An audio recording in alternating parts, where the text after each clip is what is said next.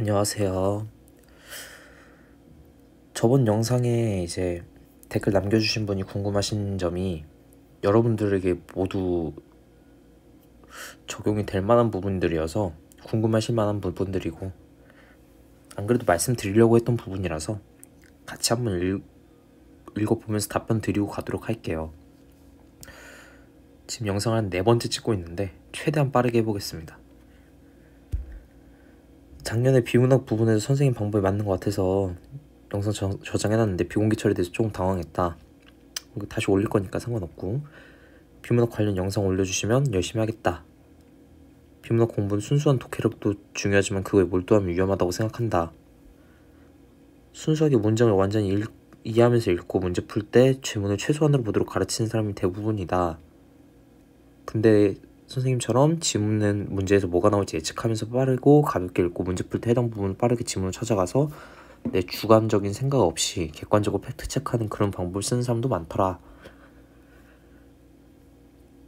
물론 전자의 방법이 틀린 건 아닌데 다른 과목도 공부할 게 많은 사람은 이제 굉장히 위험하고 미래가 불확실한 방법으로 생각한다. 대부분 인간이 말 그대로 순수 독해력을 올려주는 그런 강의밖에 없는 것 같아서 고민이 많았다. 선생님 앞으로 올려주시는 영상 보고 따라해보겠다. 근데 궁금한 점이, 독해력에만 올인하는 게 위험하지만 그래도 어느 정도의 독해력은 반드시 필요하다고 생각을 하는데 이러한 독해력을 어떻게 높이는 게 좋을까? 인강을 추가하는 게 맞냐? 이 순수 독해력이라는 게 사실은 착각하시면 안 되는 게, 인강과 제가 말씀드린 공법의 차이점이 사실 따지고 보면, 인강에서는 한 문장 한 문장을 풀어서 이미지화 시켜서 설명을 해주잖아요. 그게 잘못된 게 아니라 좋은 방법이라는 건 저도 알거든요.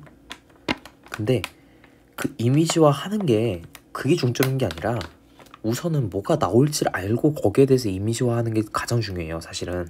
근데 여러분들은 이제 뭐가 나올지를 모르는 상태에서 하다 보면 당연히 독해가 잘 안 되겠죠. 앞부분에서 시험에 안 나온 부분에서 막힐 수도 있을 거고. 사실 이건 이렇다라고 하면은 그렇구나 하고 받아들이면 되는 문제인데, 1 더하기 1은 2다 라는 걸 모든 걸 다 증명하려고 하면 안 돼요. 그게 독해력이 아니에요. 그냥 1 더하기 1은 2다 라고 했으면 문제에서 그냥 2다 라고 하면은 1 더하기 1이다 이렇게만 떠올릴 수 있으면 되는 거거든요. 그게 독해력인 거거든요. 사실은 몇 등급이 나오는 학생이든 간에 시간이 한정되어 있지 않고 자유롭게 글을 읽을 수 있다고 한다면 여러 번 읽고, 그럼 뭐든지 다 이해가 될 거예요. 노력을 하다 보면. 모르는 단어 있으면 뭐 사전 찾아보고 하면. 근데 그게 안 되는 이유가 뭐예요? 시간 제한 안에 문제를 풀어야 되기 때문이잖아요. 그럼 우리가 갖춰야 되는 능력은 뭐예요?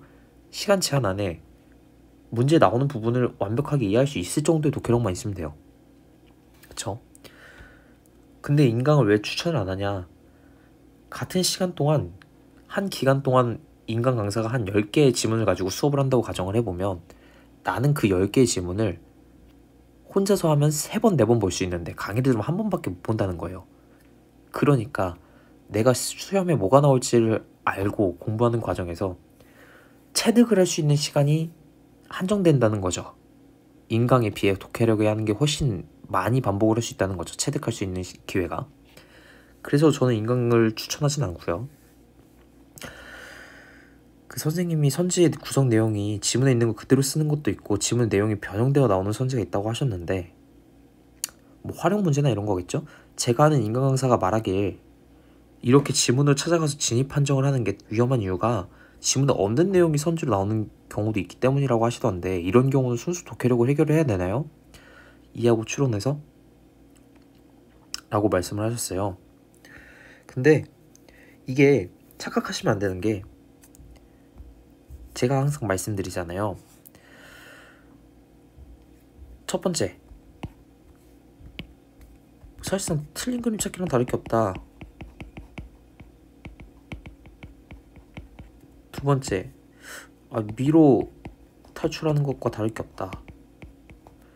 이 얘기를 왜 하냐면, 사실은 이 틀린 그림 찾기에 몰두하는 사람들이 있어요. 그러면 어떻게 되냐면, 지문에서 그대로 나와야 풀 수 있는 사람들이 있다고. 지문의 내용이 그대로 이렇게 선지에 나와야만 풀 수 있는 사람들이 있어요. 근데 우리는 그게 아니라는 걸 알잖아요. 뭐 어떻게 하는 방법이 있어요? A는 B다, B는 C다. 근데 선지에는 A는 C다 또는 C는 A다 이렇게 나와버리면 이걸 여러분들이 지문 없는 내용이라고 생각한다는 거예요. 또 조금 더 어려운 예시를 들어드리면 그런 게 있어요.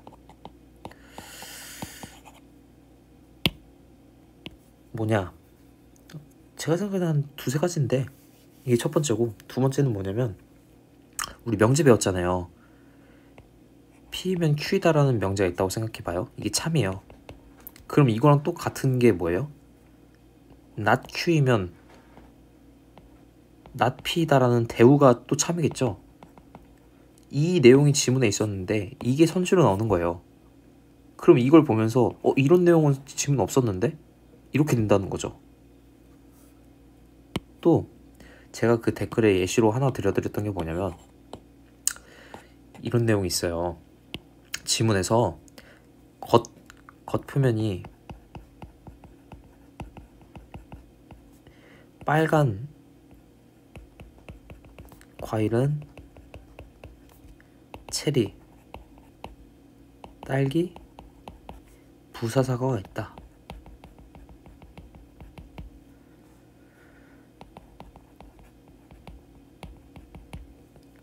근데 선지에서 어떻게 나오냐면 사과는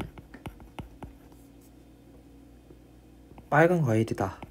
겉표면이. 이런 선지가 있다고 생각을 해봐요. 이거 맞는 문장이에요? 틀린 문장이에요?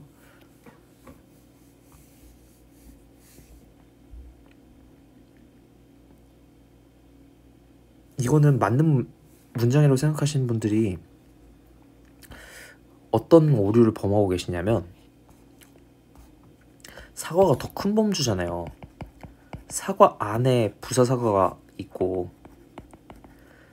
뭐 MB도 있고 뭐 여러 가지 종류의 사과들이 있겠죠. 그 중에 하나는 빨간 게 맞아요. 왜? 지문에서 이 선지에서 부사사과는 빨간색이라고 했으니까. 근데 사과는 부사사과가 빨갛다고 해서 모든 사과가 빨간 과일인가요? 아니죠.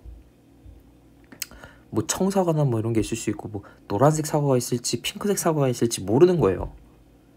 근데 지문에서는 부사사과는 무조건 빨간색이다 라고는 했어요. 그렇다고 해서 사과 자체가 빨간 과일이다 라면 틀리는 거라고요. 이게 근데 지문에 내용이 없잖아요. 빨간 과일, 다른 색깔의 사과는. 그러니까 착각을 하시는데 여기서 또 감에 의존하는 사람들이 어떤 느낌이냐면 그런 사람들이 기복이 심한 사람들이 왜 그러냐면 이건 쉬우니까 그나마 이해가 할 수 있는데 봐봐요. 내가 배경 지식에 청사과도 있어. 청사과는 빨간색이 아니니까 청사과잖아. 이런 식으로 체크를 하시면 틀리는 거예요. 왜? 이게 어려워지면 그런 걸로는 판단이 안 된다고요. 배경 지식이 소용이 없다고요. 그럼 어떻게 판단을 해야 되냐? 방금 말씀드린 대로 사과는 빨간 과일이다. 아니 사과의 종류가 엄청 많을 텐데 그 중에 부사사과는 빨간색이라는 거 알겠어. 벤다이어 그림을 그리면. 근데 어떤 사과 있고 어떤 사과 종류가 되게 많겠죠. 또 어떤 사과는 노란색일 수도 있는 거 아니야? 어떤 건 핑크색일 수도 있고 초록색일 수도 있고 모르는 거잖아요. 이런 가능성이 있잖아. 그쵸? 이런 가능성이 존재하네? 근데 그런데 무조건 빨간 과일이다? 단정적으로 얘기하네? 가능성이 존재하는데? 단정적으로 얘기하려면 이런 가능성이 존재하면 안 되죠. 모든 게 다 빨간색이어야 되는 건데 그런 내용은 지문에 없고, 그쵸? 그렇기 때문에 틀렸다 이렇게 가야 이게 독해력이 올바르게 작용한 거예요. 뇌피셜이 개입되지 않고 지문에 근거해서. 왜? 지문에서는 부사사과만 빨갛다고 했으니까. 모든 사과가 빨겠으면은 그냥 사과라고 했겠죠. 부사사과라고 한정짓지 않았겠죠. 이게 독해력인 거예요 사실은. 청사과를 알고 있으니까 청사과도 있으니까 이건 빨간색이 아닐 수 있지 이러면 안 된다고요. 이게 아니라 지문에 근거해서 왜 부사사과를 한정했지? 사과는 더 큰 범주인데? 그럼 부사사과는 빨간색이 확실한 거고 나머지는 아닐 수도 있겠구나, 이렇게 생각을 해야 되는 거라고요. 그래서 뭐 순수한 독해력이나 이런 거는 의미가 없는 게, 이런 걸 하다 보면, 이런 걸 문제를 풀다 보면 이렇게 적용이 되는구나를 알면 이런 게 돼요, 사실은. 막말로 이 지문의 내용에서 뭐 여러 가지 개념들이 나올 거 아니에요. 이런 개념을 설명을 해주는데 재판매 가격 유지 행위는, 이 단어만 보고 이제 내가 이걸 모르면, 이걸 뒤에서 아무리 설명을 한다고 한들 이건 이런 거야 라고 설명을 해주잖아요. 그쵸? A는 B야. 그렇구나 하면 되는 거지, 이걸 이해하려고 하면 안 된다고요. 이걸 이해하는 게 독해력이 아니라고요. 그냥 A는 B야 라고 했으면 그 B를 봤을 때 이건 A구나 이렇게 생각을 하면 되는 거라고요. 그게 독해력인 거예요, 사실은. 그래서 우리가 해야 될 거는 우선 뭐냐면, 이 내용에서, 이 지문에서 시험에 뭐가 나오는지부터를 우리는 판별할 수 있는 능력이 있어야 돼요. 저는 그게 판별이 가능하기 때문에 사실은 글을 앞에서부터 읽어도 뭐가 나올지 알면서 밑줄을 그으면서 풀 수가 있어요. 근데 저는 여러분들께 가르쳐드리는 게 저랑 비슷한 수준이 아니라고 생각을 하기 때문에 제가 처음부터 했던 방법을 말씀드리는 거잖아요, 지금. 그쵸? 그러기 때문에 그럼 우리가 먼저 뭐가 나올지를 체크하는 게 첫 번째. 무엇이 나오는가? 이걸 알면 어떻게 나오는지가 나와요. 어떻게 나오는지, 어떻게 나올 것인가. 그러면 세 번째는 뭐가 되냐면, 내가 이런 비슷한 글을 읽으면 이런 거는, 이런 부분이 이렇게 나올 수 있겠구나가 된다고요. 그때부터 예측이 되는 거예요. 그게 적용이 되면 사실은 그때부터는 지문을 먼저 읽든 선지를 먼저 보고 가든 상관이 없어요. 근데 우리는 뭐가 나올지 모르기 때문에 공부할 때는 선지로부터 지문의 내용을 찾는 거예요. 근거가 되는 문장을. 모든, 아무리 활용 문제고 아무리 지문 없는 내용이라고 하더라도 그 판단할 수 있는 근거는 지문에 있을 수밖에 없어요. 그게 없으면은 어떻게 판단을 해요? 옳고 틀린지. 그렇잖아요? 그래서 우리가 공부할 땐 어떻게 해야 되냐면, 이 선지의 문제들을 어디에 해당하는지, 지문 속 내용이 어디에 해당하는지, 그럼 해당하는 내용을 가지고 어떻게 만들었는지, 그 두 개를 봐야 되는 거예요. 우선은 공부할 때는. 이게 문제 푸는 거랑 공부하는 거는 다른 겁니다. 제 영상을 예전부터 보신 분은 아실 텐데, 저는 문제를 푼다고 하면은 대충 뭐 범위 이만큼만 읽고, 뭐 다 읽을 수도 있지만 저는 그냥 지금 수준에서는 그냥 이 정도 읽으면 딱 모든 게 다 기억이 날 정도이기 때문에. 왜냐면 여기서 바뀌거든요. 여기서부터 문단이 바뀌는 문단인데, 이 내용을 읽은 다음에 여기에 해당하는 4번, 5번, 6번에 해당하는 걸 찾아가지고 판별을 해요. 거기 정답이 나오면 고르고 땡큐. 안 나오면 뒷부분 읽어야겠죠. 그런 식으로 가긴 하는데, 지금은 문제 푸는 걸 연습할 시기가 아니라 공부하는 걸 연습할 시기이기 때문에 모든 걸 다 찾을 겁니다.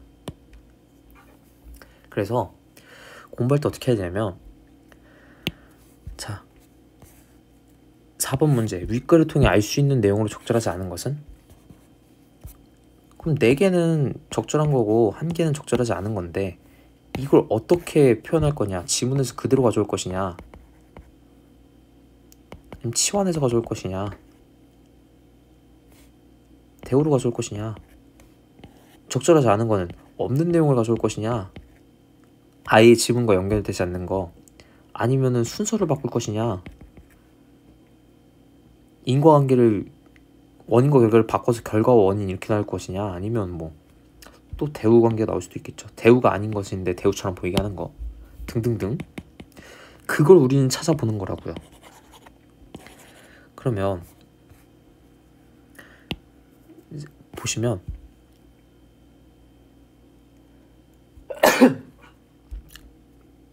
부당한 광고 행위에 대해서는 재판매 가격 유지 행위와 달리 형사처벌이 내려질 수 있다 라는 게 있어요.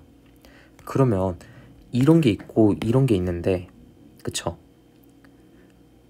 형사처벌은 어떤 건 내려지고 어떤 건 안 내려진대요. 재판매 유지행위는 안 내려지겠죠. 달리라고 했으니까. 근데 부당한 광고행위는 처벌이 내려질 수 있대요. 근거가 되는 문장이 있을 겁니다.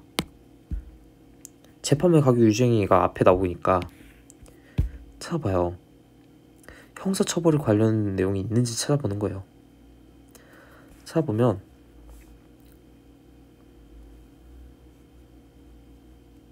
형사처벌은 받지 않는데요. 아, 재판매 가격 유지행위는 형사처벌이 안 내려지는구나. 이건 일단 여기까진 맞는 말. 부당한 광고 행위는 내려지나? 그다음 부당한 광고 나오잖아요. 그쵸? 형사처벌 내려지나? 될 수 있네. 그러니까 모든 게 맞는 말이네. 이렇게 근거를 찾는 거예요. 찾았으면 이 부분이 4-1인 걸 표시를 해놓는 거예요. 이런 식으로. 거래 단계별 사업자에게 거래 가격을 강제하는 것은 유통조직의 효율성 저하를 초래한다. 이게 어디에 해당하는 거예요? 거래 단계별 사업자가 어디 나오는지 찾아봐야겠죠. 거래 단계별 사업자에게 하는 게 재판매 가격 유지 행위래요. 거래 가격을 강제하거나 또 다른 뭐 구속 조건을 붙여서 거래하는 게 재판매 가격 유지 행위인데, 그러니까 즉 재판매 가격 유지 행위죠 이게.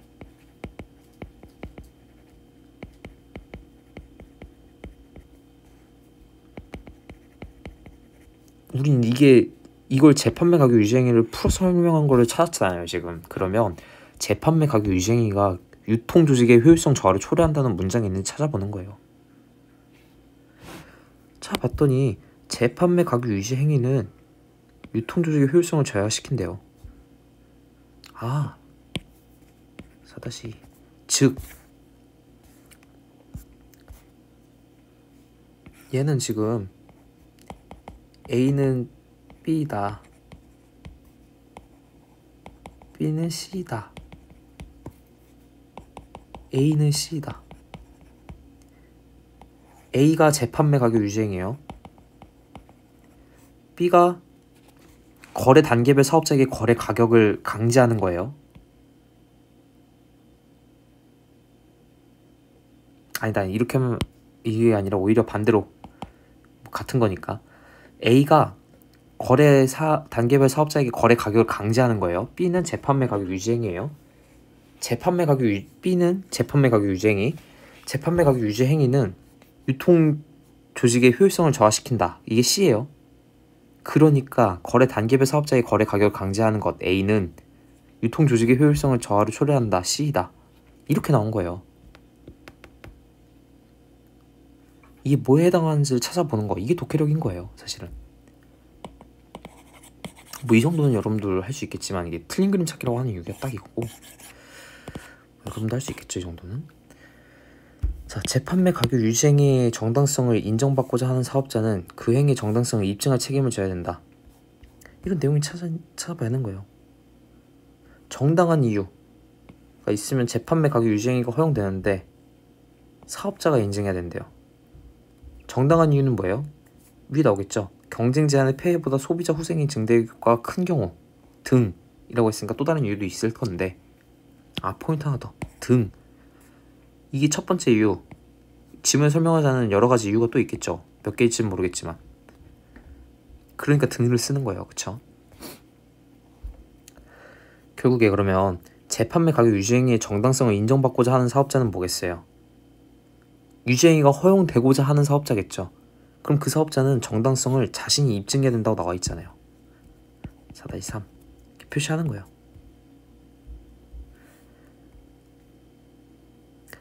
경험적 사실을 바탕으로 한 추천 보증은 심사 지침에 따라 해당 분야의 전문적 지식에 부합을 해야 된다. 추천 보증 여기 나오잖아요. 그쵸? 찾아보는 거예요. 경험적 사실을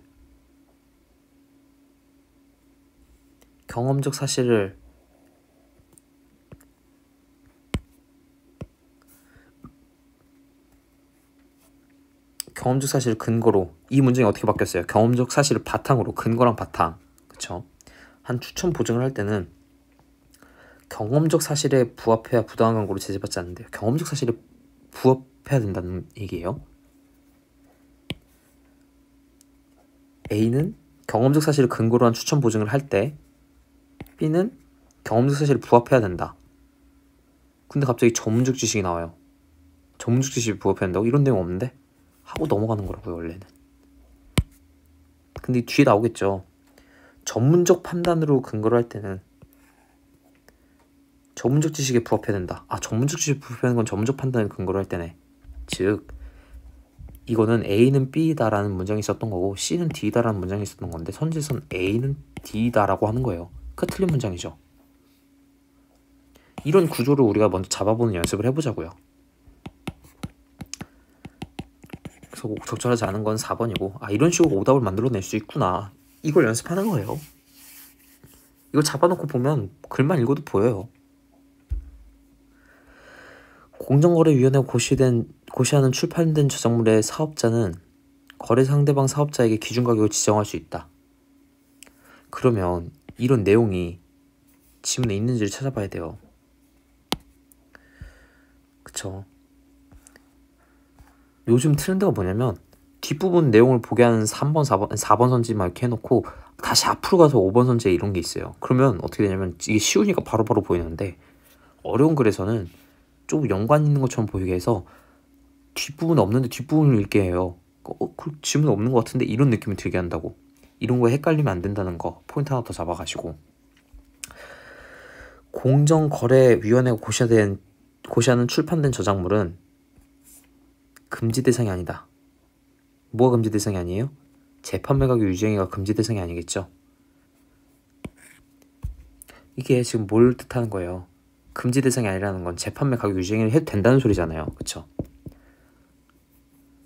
근데 사업자는 거래 상대방 사업자에게 기준 가격을 지정할 수 있다. 이런 내용은 없는데요? 라고 하면 안 된다는 거예요. 왜? 앞에서 우리는 지금 그걸 봤잖아요. 거래 상대방 사업자에게 거래 가격을 정해 그 가격대에 판매할 것, 그거에는 기준 가격이 포함된다고 했어요. 아, 즉 이게 지금 재판매 가격 유지행위랑 똑같은 거구나. 이런 포인트를 잡아가는 거예요. 있는 그대로 나오는 게 아니죠. 이것도 약간 연결인 거잖아요. 그치만 모든 건 다 지문에 있다고요. 이런 포인트를 잡아가셔야 돼요. 그렇게 형광펜별로 문제별로 형광펜 3개를 써가지고 어디 나오는지 봐봐요. 그 다음에 다 정리해 놓은 다음에 아, 이렇게 나올 수 있구나 한 다음에 쭉 한번 읽어봐요. 그러면은 나머지 내용은 자연스럽게 이해돼요. 진짜로. 그러니까 그게 연습이 되다 보면 강약 조절이 되는 거예요. 생지문을 보더라도. 자, 기억, 니은에 대한 이해로 가장 적절한 것은 기억은 뭐예요? 재판매 가격 유지행위예요. 니은은 뭐예요? 이용후기 광고예요. 그쵸? 기억은 소비자 후생 증대가 효과가 시장 가격의 제한의 폐해보다 작은 경우에 허용된다. 재판매 가격 유지행위가 허용되는 게 언제죠? 정당한 이유가 있으면 재판매 가격이 허용되죠. 그쵸? 근데 그 이유가 뭐였어요? 위에? 경쟁 제한의 폐해보다 소비자 후생 증대 효과가 큰 경우예요.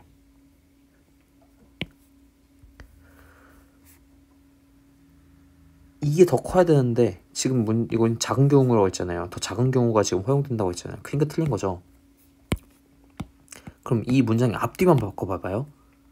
작은 건 냅두고 시장 경쟁 제한의 폐해가 이게 주어로 들어오면 어떻게 돼요?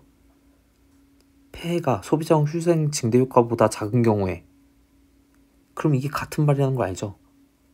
이런 식으로 문제 낼 수 있구나. 이런 포인트를 잡아가는 거예요.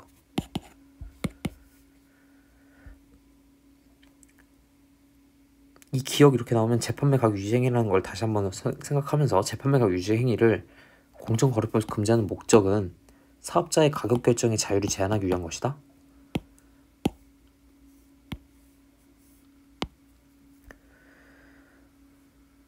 재판매 가격 유지 행위는 사업자의 가격 결정의 자유, 즉 영업의 자유를 제한한다. 그리고 사업자 간의 가격 경쟁을 제한한다라는 문장이 있었어요. 그러니까 이 제한하는 걸 막기 위해서 금지하는 거잖아요. 금지하는 목적이 제한하는 게 재판매 가격 유죄인가 이런 거 제한하니까 그걸 막기 위해서 금지하는 건데, 이건 지금 사업 가격 결정의 자유를 제한하기 위해서 이걸 금지한다고 하고 있으니 틀린 거죠. 제한하기 때문에 이걸 하면 안 돼 라고 하는 건데, 제한하기 위해서 이건 해야 돼 라고 말하고 있는 거잖아요. 그쵸? 그러니까 틀린 문장이라는 거. 뭐 이걸 비슷한 예시, 또 원인과 결과를 순서를 바꾸는 경우도 이런 거에 비슷한 느낌이에요. 그런 식으로 나올 수 있다. 이용 후기 광고를 할 때 사업자는 영업의 자유를 보호받지만 표현의 자유를 보호받지 못한다. 그러면 여러분들은 막 뒤에서 찾거든요. 왜? 이용 후기 광고 여기 있으니까. 안 나와요. 왜? 그 전에서 광고에 대해서 큰 틀에 대해서 설명을 하고 가거든요.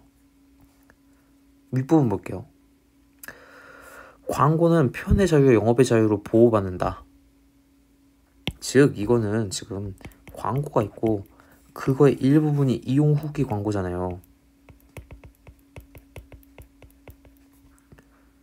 근데 얘가 영업의 자유랑 표현의 자유가 보호받는데요. 그러니까 얘도 당연히 이 안에 있는 더 큰 범주가 받기 때문에 이 안에 있는 이용 후기 광고도 이걸 보호받는 거예요. 근데 내피셜로 읽으면 어떻게 되냐면, 지금 뒷부분 보면 뭐 처벌 대상이 있고 그럼 하면 안 되고 막 이런 내용이 나와요. 부당한 광고가 되면 이걸 규제받기 때문에 하면 안 되고, 그럼 마음대로 못하니까 표현의 자유나 영업의 자유를 보호받지 못하는 거 아니야? 이렇게 넘어간다고요. 그러면 안 돼요. 그게 아니라 원래 이용 후기 광고가 애초에 부당한 광고가 아니잖아요. 그쵸? 부당한 광고가 될 수는 있겠지만, 근데 여기서 말하는 이용 후기 광고는 부당한 광고가 아니고 광고의 일부분이라고.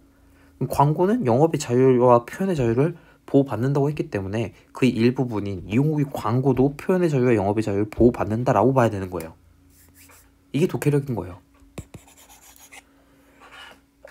감에 의존하면 안 되고 이렇게 근거를 잡고 가셔야 돼요. 이런 이유를 설명할 수 있어야 돼. 우리가 연습하는 건 그거예요. 4번. 니은 이용 후기 광고는 사업자가 자사의 홈페이지에 직접 작성해서 게시한 이용 후기를 광고로 활용하는 것을 포함하지 않는다. 그럼 이용 후기 광고가 뭔지 알아야겠죠? 이용 후기 광고란 사업자가 자사 홈페이지 등에 게시된 소비자의 상품 이용 후기를 활용. 소비자의 상품 이용 후기. 이걸 사업자가 활용하는구나. 근데 사업자는 소비자가 아니죠. 그러니까 활용하는 건 안 되겠네요. 이용 후기 광고가 아니겠네요. 다른 광고가 될 수 있다고 할 수 있더라도 일단 이용 후기 광고는 아니잖아. 그러니까 포함하지 않죠.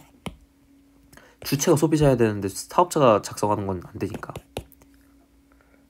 이런 식으로 근거를 잡고 가셔야 돼요. 기억은 사업자와 소비자 간에, 니은은 소비자와 소비자 간에.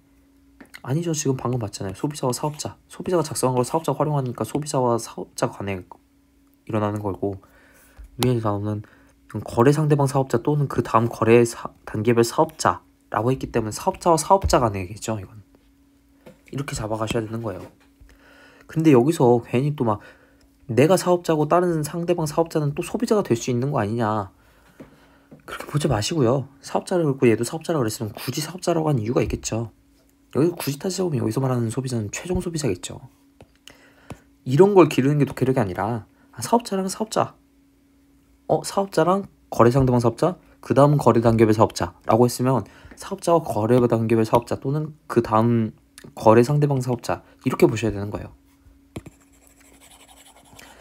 답은 정해졌고 4번으로.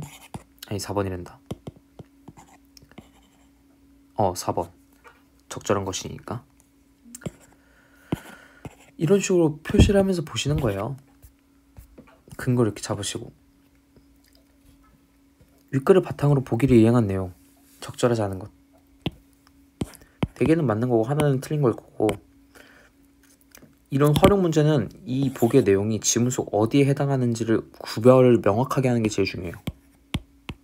그럼 똑같아요.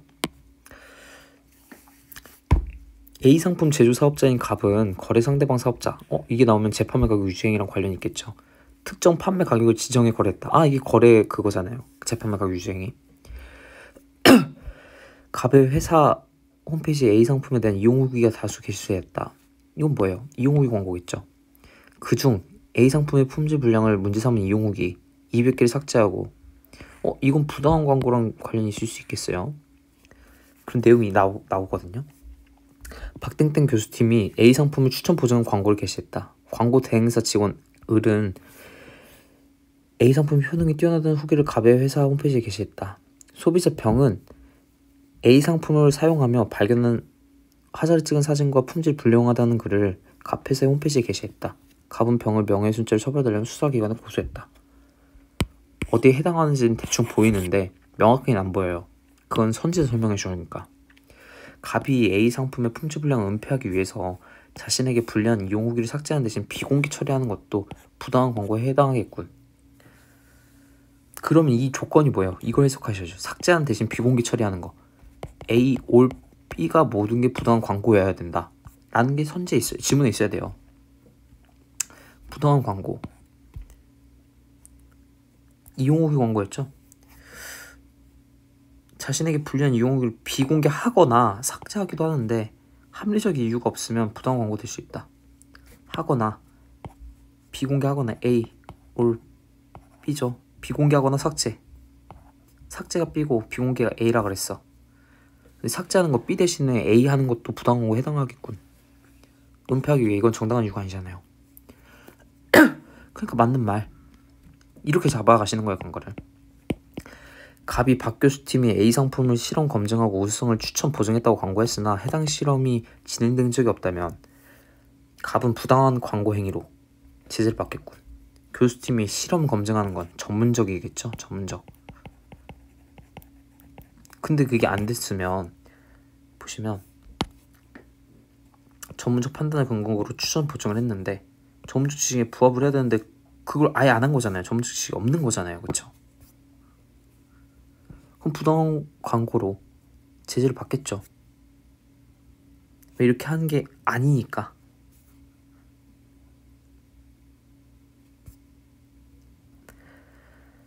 갑이 거래 상대방에게 판매 가격을 지정하며 이를 준수하도록 부과한 조건에 대해 정당성을 인정받지 못했더라도 그 가격이 권장 소비자 가격이었다면 갑은 제재를 받지 않겠군.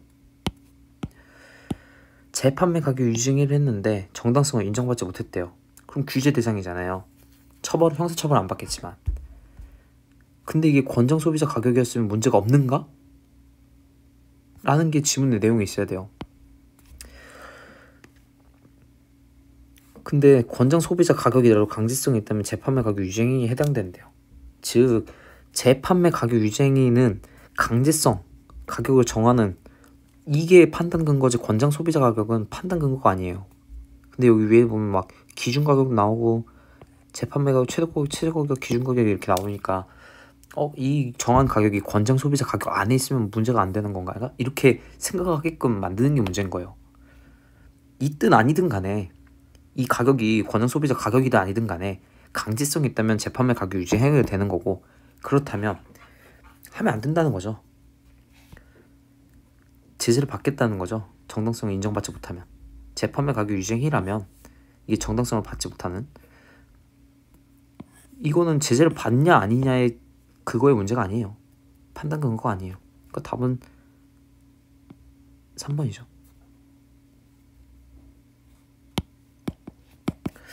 이런 식으로 범주 잘 자르고 어디에 해당하는지 잘 보셔야 돼요.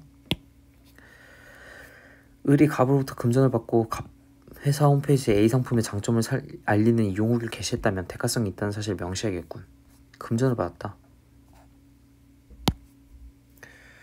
현금 등의 대가를 지급받는 등 경제적 이해관계가 있다면 게시해야 된다. 명시해야 된다. 게시해야 된다.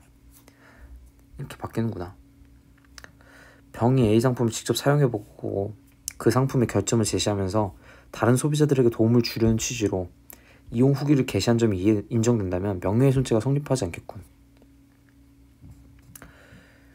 명예훼손을 고소하기도 한다. 이때 객관적 내용으로 자신의 사용 경험을 바탕을 두고 직접 사용해보고 결점을 제시하면서 같은 내용이죠. 다른 이용자에게 도움을 주려는 등 공공의 이익에 관한 것, 도움을 주려는 취지, 것으로 인정받는다면, 인정받으면 명예훼손죄가 성립하지 않는다 그랬어요. 인정된다면 명예훼손 성립하지 않겠죠. A는 B다. 이걸 바꿔 말한 것 뿐이에요. 이런 식으로 선지 어디 나오는지를 보면은 이렇게 다 하면은 이렇게 형광펜이 막 남을 거 아니에요. 그쵸? 안 칠한 데가 있을 거예요. 그걸 막 굳이 막 완벽하게 이해하려고 볼 필요가 없다는 거죠, 사실은. 한 문장 한 문장이 완벽하게 이해해라? 참. 그게 인간 강사가 말하는 게 문제가 뭐냐면, 시장 경쟁을 촉진하고 소비자 주권을 확립하기 위해서 사업자의 불공정한 거래 행위와 부당한 광고를 규제한다 라고 했으면, 그냥 이런 걸 위해서 그냥 이걸 규제하는구나, 그걸 하기 위해서 공정거래법 표시광고법이 있구나 라고 이렇게 넘어가면 되는 건데, 이 불공정한 거래 행위는 뭐가 있고 부당한 광고는 뭐가 있을까 예상한다든지 내 판단이 들어가면 안 된다는 거예요. 재판매 가격 유지 행위가 뭐다 라고 정해줬잖아요. 그대로 읽고 가는 거예요. 이런 식으로 국어를 공부하셔야지, 내 판단이 들어가거나 완벽하게 이해해서 나만의 언어로 만든다? 그렇게 하시면 안 돼요. 제가 방금 보여드린 것처럼 모든 거에 근거가 있잖아요. 이렇게 가셔야 되는 거예요. 뭐 예를 들어서 뭐 소비자 후생 증대 효과가 큰 경우 경쟁 제한 폐해보다, 이게 뭘 뜻하는 건지 이걸 이해하려고 하면 안 된다니까요. 이걸 이해하라고 낸 문제가 없어요. 그렇잖아요. 그러니까 이 경우에는 이렇다라는 것만 이해하면 됐던 거지, 이 소비자 후생 증대 효과가 큰 게 뭐냐, 시장 경쟁 제한의 폐해가 뭐냐 이런 거 얘기한 적이 없어요. 그렇잖아요. 설명해드리려면 설명해드릴 수 있어요. 국어 강사 인강은 뭘 말하냐면, 이게 여러분들에게 착각하는 게 뭐냐면 그런 걸 막 하게 해요. 이걸 이미지화 시켜드릴 수 있거든요. 저도 경제학적으로 보면은 공급 곡선이랑 수요 곡선이 있어요. 이게 수요 곡선이고 우상향하는 게 공급 곡선이에요. 세로는 가격이고요. 가로는 이제 생산량이라고 판매량이라고 생각을 해봐요. 그럼 기준 가격은 만나는 여기서 해결이 돼요. 그쵸? 근데 우리가 가격을 제한해 버리잖아요. 지금 잘 보시면 이만큼은 내가 이 가격에 살 사람들이 있었는데 이 가격에 살 수 있었기 때문에 난 이만큼의 효용을 얻었어. 소비자 잉여라고 해요, 이걸.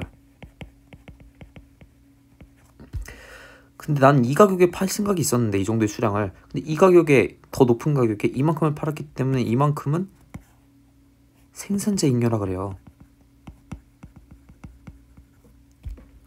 근데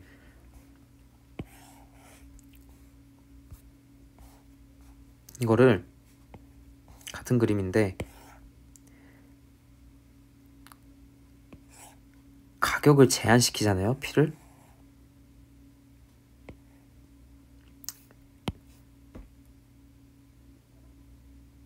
그러면 뭔 현상이 생기냐면, 여기서 수량이 결정되죠. 가격이 정해졌으니까.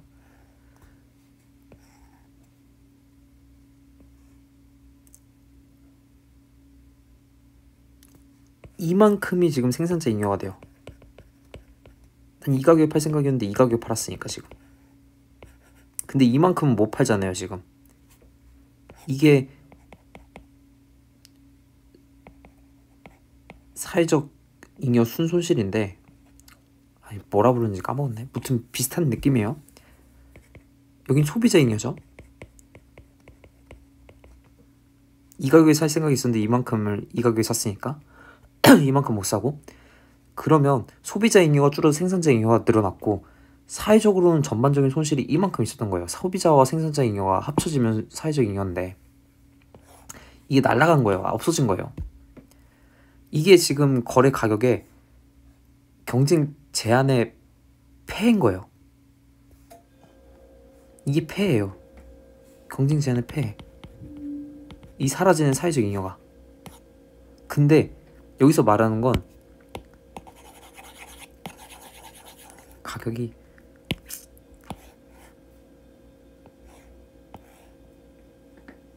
가격이 낮추면 아까 소비자 잉여는 이만큼이었는데 이만큼 더 늘어나잖아요. 소비자 잉여가 이만큼이 되잖아요. 생산자 잉여는 줄고요. 이런 경우에 소비자 후생 증대 효과가 큰 경우이죠. 이게 소비자 잉여가 더 늘어났으니까.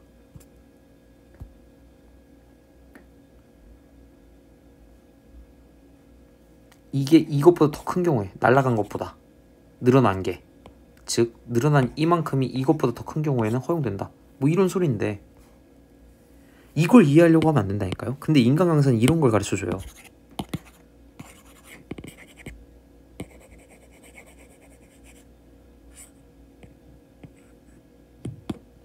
이런 게 독해력이 아니에요. 이런 거는 시험 문제 나오셨는데 이걸 내가 왜 이해하고 있어요. 그냥 이런 경우에 그렇다라고 하면 법 공부하는 거랑 비슷해요. 법 공부하는 사람들은 보면은 이런 경우엔 이렇게 한다, 이런 경우엔 3년 이하의 징역에 처한다 라고 했으면 아 이런 경우에 해당하는지를 보고 그럼 3년 이하의 징역이겠네 이렇게 봐야 되는 거지.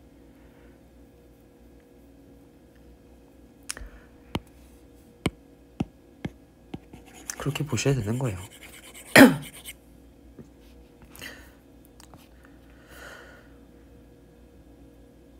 이 뒷부분이 좀 더 어려운 내용이죠. 8번부터 11번. 이건 다음 영상에서. 왜냐면 한 지문 한 몇 년치를 하시다 보면 각각의 지문별로 특색이 있어요. 그 특색별로 이렇게 정해져 있는 유형이 있거든요. 아까 선지에서 찾아준 거 3개 정도 찾아주잖아요. 한 지문당. 이렇게 내는구나. 여러분들 이걸 공부하시는 거예요. 이런 지문에서 이렇게 나올 수 있구나. 그럼 귀가 막히게 익혀요. 지금 체크를 해보셨잖아요. 이렇게 하셨으면 체크를 해보셨을 거 아니에요. 형광펜 칠해 놓고 막 이렇게 했을 거 아니에요. 다시 처음부터 읽어봐요. 그럼 기가 막히게 될걸요. 뭐가 나온지 안다는 것 자체만으로도. 이 칠한 문장을 이해할 수 있으면 전체 문장은 이해할 수 있어요. 왜 못하냐? 못한 이유는 딱 하나예요. 아까 말한 것처럼 A는 B, B는 C, A는 C다 이런 문장이 있으면 C는 A다 라고 선지해 주거든요. A, C는 안 주고. 그럼 이게 B에 해당한다는 걸 못 찾아서 그래요. 그러니까 이게 안 되는 거예요. 우린 그런 걸 연습을 해보자고요. 먼저 그게 되면 나중에 A만 봐도 A가 B로 가는데 B가 C로 간다? 아 그럼 이건 같은 거네. 이렇게 되니까 우선 이거부터 연습을 해보자는 거예요. 오늘 영상은 여기서 마칠 거고요. 궁금하신 점 있으면 댓글로 남겨주시면 감사하겠습니다. 네, 설날인데 좀 있으면 새해 복 많이 받으시고 명절에 만난 거 많이 드시고 좀 쉬세요. 명절까지 막 무리하게 공부할 필요는 없는 것 같아요. 잘 쉬는 것도 공부입니다. 네, 그럼 오늘도 좋은 하루 되시고 궁금하신 점은 댓글로 남겨주시면 감사하겠습니다.